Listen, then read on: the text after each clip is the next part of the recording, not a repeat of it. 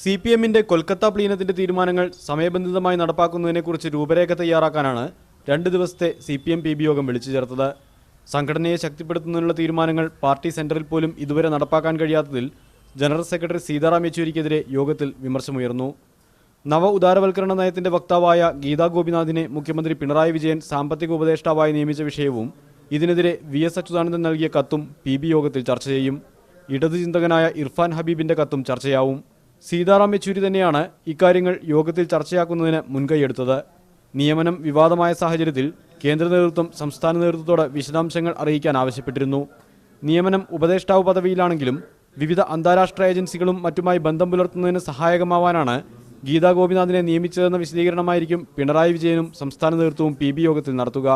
Party സംസ്ഥാന secretariat അറിഞ്ഞുകൊണ്ടാണ് നിയമനമെന്നും PBയെ അറിയിക്കും. ഇക്കാര്യത്തിൽ പുനഃപരിശോധന നടത്താനോ നിയമനം റദ്ദാക്കാനോ ഉള്ള സാധ്യത കുറവാണെന്നാണ് CPM നേതൃത്വത്തിൽ നിന്നുള്ള സൂചന. VSന്റെ ക്യാബിനറ്റ് പദവി, പാർട്ടി സെക്രട്ടേറിയറ്റിലേക്കുള്ള മടങ്ങിവരവ് തുടങ്ങിയ വിഷയങ്ങളും യോഗത്തിൽ ചർച്ചയാവും. TK Harish, media 1, Delhi.